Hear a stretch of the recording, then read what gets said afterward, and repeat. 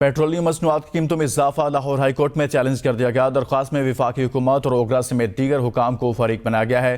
درخواست اظہر صدیق ایڈوکیٹ کی جانب سے دائر کی گئی ہے۔ درخواست میں استدعا کی گئی ہے کہ حالیہ اضافے سے مہنگائی میں مزید اضافہ ہوگا۔ اسی بارے میں تفصیلات جانتے ہیں نمائندہ ABN نیوز لاہور سے اسد شاہ سے۔ اسد شاہ، بتائیے گا درخواست میں مزید کیا استدعا کی گئی ہے؟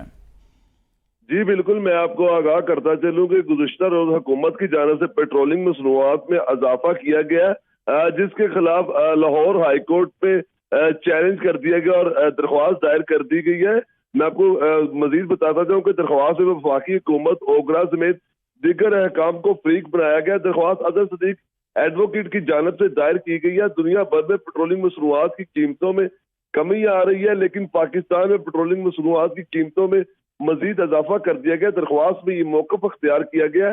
درخواست میں مزید موقف اختیار کرتے ہوئے کہنا تھا کہ پاکستان پیٹرولنگ مصنوعات کی قیمتوں کا تعین کوئی نظام ہی نہیں ہے۔ حالیہ اضافی میں مہنگائی میں مزید اضافہ ہوگا۔ پیٹرولنگ مصنوعات کی قیمتوں میں حالیہ اضافہ کالعدم قرار دیا جائے، یہ درخواست میں استدعا کی گئی ہے۔ جی، حالیہ اضافہ جو ہے اسے کالعدم قرار دیا جائے، درخواست میں استدعا کی گئی ہے۔ بہت شکریہ، اسد شاہ لاہور سے بتا رہے تھے۔